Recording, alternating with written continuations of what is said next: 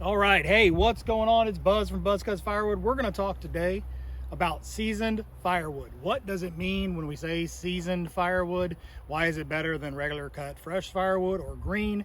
We'll talk about a couple of things, and I got a couple of visual aids to help me in this. But what I'm standing in front of is a seasoned basket of oak. It's been sitting here for a year, so it's been sitting out to get some weather drying. So here's the thing about firewood. When it is green, it will not burn. When it is fresh, it will not burn. When it has been cut, split, and then put in the back of a basket trying to sell to somebody, it's not ready. It's not gonna have trouble lighting. It's gonna burn badly. It's gonna smoke a whole lot. Sometimes you'll have those boils and kind of that hissing sound where the water's being boiled out. It'll eventually burn, but it's not gonna be an enjoyable fire. You're gonna struggle to get it started. So you want seasoned firewood. What does seasoned mean? Seasoned means it's dry. That means it's ready to burn. It's ready to go right now. No lighter fluid, no crazy gimmicks, no starters, nothing difficult to get the fire going. It will start on its own with maybe a little bit of kindling, maybe a little gas assist, but it's going to get going, and once it's going, it's going to burn itself all the way through to a nice fine ash with minimal amount of smoke. Different types of wood take different amounts of time to season. So your ash, box elder, maple, those are going to dry a lot faster. Then you get into like the the hackberry and the pecan. They're gonna dry a little slower. And then you get into good old-fashioned oak. Oak takes forever to dry. Live oak can take up to 2 years. Regular oak can take a year or more. So when we talk seasoning, it's not a period of time. Seasoning is an amount of humidity and moisture inside the wood. So when people say, oh, the tree's been down, it's been cut and just needs someone to come buck it up or split it, so the tree's been down for a year, that really is irrelevant. Wood will only dry, let me grab a piece of firewood here. Wood is only gonna dry 1 inch from every exposed part. The bark is the skin of the wood. It protects the heartwood, the meat of the wood, when it's growing. So bark, you can't really dry through. It's gonna take a real long time. But the exposed pieces, so this face here, and then when you split it, you create new faces that will allow it to dry. Firewood will dry 1 inch from an exposed piece. So if you have a tree that's down, say this is a 10-foot long tree, it is going to dry from this end of the tree to this end of the tree, and it's going to dry 1 whole inch in a year, which means that tree that's been laying down might be dry to the first inch or two, and the ends will turn gray, but the inside of the moisture is going to be real bad. You're going to get in there and split it and find it's still got moisture in it. These fibers are like straws. They soak up the water. You got to expose them to get the water out. You got to let them dry with a couple of different things: wind, sun, and a little bit of time. It doesn't really matter if you keep it in full sun all the time. If you do it over a weekend, it's not going to be ready. You're going to need to give it a season. So a season is often a year. There are some methods to make it faster. The kiln that I have, solar kiln, makes it faster because it heats the wood on the inside, helps kind of get that moisture out. But leaving it out, you got to let it sit. You got to give some wind. You got to give some sun. So I use these covers to keep the rain off the top. But some people will tell you that you need to get the sun directly to the wood, so the covers are kind of counterintuitive. But I do it to try to keep some of that rain off, make me feel a little bit more like I'm keeping it dry. But here's the thing: when you split a piece of wood, giving it that new face for it to dry from, now I want you to take that 1 inch per year methodology and look right here. So it's not coming from the bark, but it is coming from the face, so it's going in toward me 1 inch. But most importantly, it's coming from the top down about 1 inch. And then it's going to come in from the side about 1 inch. So that way you get to where the core, the center part, is all the way dry. You just got to let it go. Some of the ways you can tell wood is seasoned: it's light. It's got all the moisture contents out. The color turns this kind of grayish color versus this is a piece of green oak that I grabbed. So you can see this one doesn't have bark on it, but see a little bit of difference in the colors there. These are not that far apart, but some of these ones that have been exposed, like this guy right here, he's been exposed to direct sunlight. There you go. Look at the difference in that gray. And the difference in weight is measurable. This is a lot thicker piece of wood than this one, but these weigh about the same, because this one's about 45% moisture content. One of the ways you can tell by that is you can get a moisture meter. You put the probes down in it, check it on all multiple sides, and you're going to see this probably about 15-20%. It's been sitting here about a year. 20% is what's considered to be seasoned.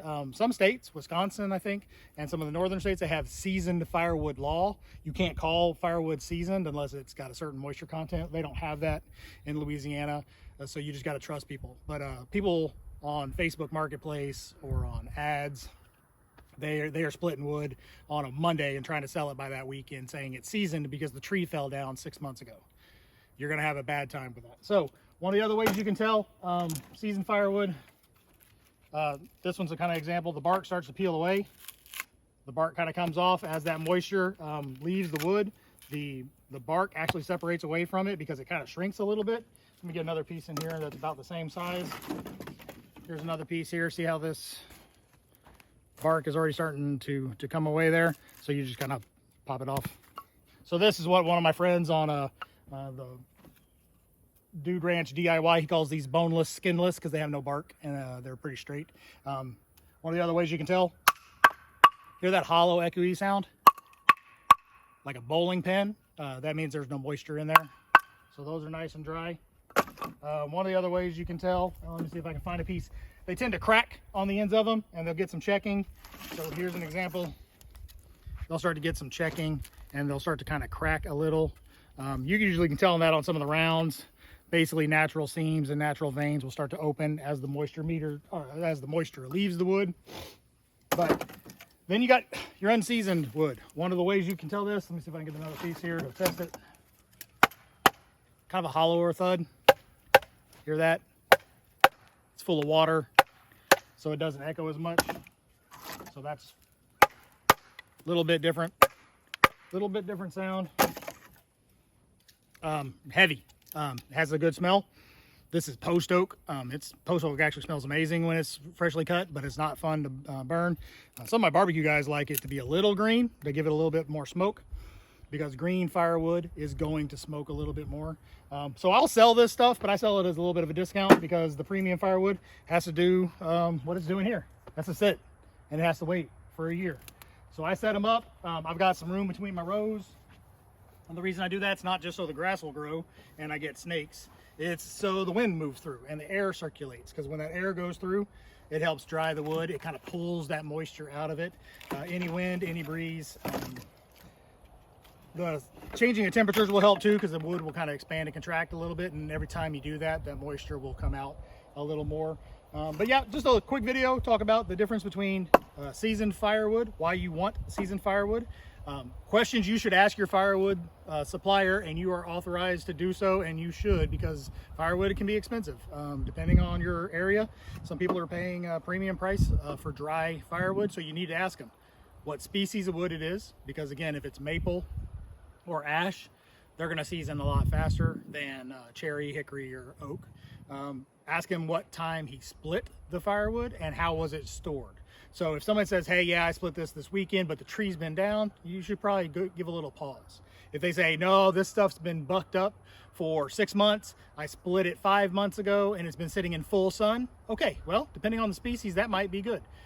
There will be a difference if that wood's been down, or if it's been a standing dead tree, which basically means the tree was upright, died for whatever reason. The moisture will drain out faster than if the tree is laying on its side. But at the end of the day, find yourself a good, reliable firewood person, kind of knows what they're talking about, takes this hobby a little bit more serious, and ask them. Someone calls me and asks me for a rick of firewood. I will tell them I put it all in my baskets. I move my baskets with my tote, and then I set them here and I leave them for a year. If it's oak, it's at least a year. If it's maple, it's more like 5 months. Ash, probably a couple of months. Hackberry, probably about 3 months. And then sometimes I'll run a batch through the kiln. That cuts the drying time down from about a year to about 2 to 3 months. But I can only fit 3 in there right now, so can't get a whole lot of production that way, but I can get the temperature way high and make sure that I'm giving a premium product. A lot of times that's the high-end stuff, the cherry, the hickory, stuff people are paying a premium for. But good old-fashioned oak, I split a lot, so I have a lot when it's time to sell, because I'll show you a little bit about the Woodyard here. This is my splitting from last year. So did this over the fall. Some of this was done early spring. And then I've got some baskets of post oak over there, but way off in the distance, you can see that post oak. That's all been done in the last 2 months. So about 10 or 12 baskets over there that I would love to sell, but can't sell it because there's no way. It's not ready yet. And then over here, try not to get the sun on you, we've got all the pecan and some maple, some hickory, and some of the other woods there. This is live oak right in front of the splitter. That's a good example. Live oak is a very dense wood. The fibers are not straight and they soak up a lot of moisture, and they take 2 years to dry. So yeah, gray color, it doesn't mean anything's wrong with it. That means it's actually been drying. So check the light, check the weight, check the color, check the sound.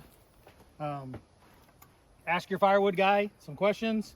How long has it been sitting? Get a couple of pieces, give them a little like whack. Make sure they're nice and hollow. You'll tell when you see them. You throw them together, they need to make that clicking sound, not that thud. A thud, it's no good. Yeah, that's it. Seasoned firewood is not a myth. It's science. When I cut down a brand new oak tree, literally it's half water. I'll put my moisture meter in that. There's videos to show that. I'll put that in there. It'll be between 47 and 53% water. Some of my splitting time, I'll stand the wood upright. Instead of splitting long, I'll stand it up like that just to squeeze it, to show that water will literally spray out of the top of these. You got to get rid of that moisture. Otherwise, you're going to have a bad burning experience. The wood will not burn as hot. The wood will it'll make more ash. It will be harder to clean up, and it's going to smoke a whole lot more, and you're not going to get that good fragrance. So make sure your wood is seasoned, make sure your firewood person knows what they're doing, and ask questions. If you got questions for me, throw them in the comments. I'm happy to ask them. This is just a hobby. Been doing it for about 3 years. There's guys that are professionals that can tell you different things, but this is what I've seen. It takes heat, it takes air, it takes time in order to dry firewood. Don't get bad firewood. Don't fall victim to Facebook Marketplace. Talk to somebody who knows what they're talking about and takes it serious. If you're in the Louisiana area, I'm happy to be that person. I got a ton of people in the south and over on the east side. I'm closer to Texas, but if you want to know a good firewood guy, give me a holler. We'll find somebody in your area to make sure you're not getting ripped off and that you can enjoy this fall. So thanks a lot. If you haven't liked and subscribed, please do so. Helps us give more content.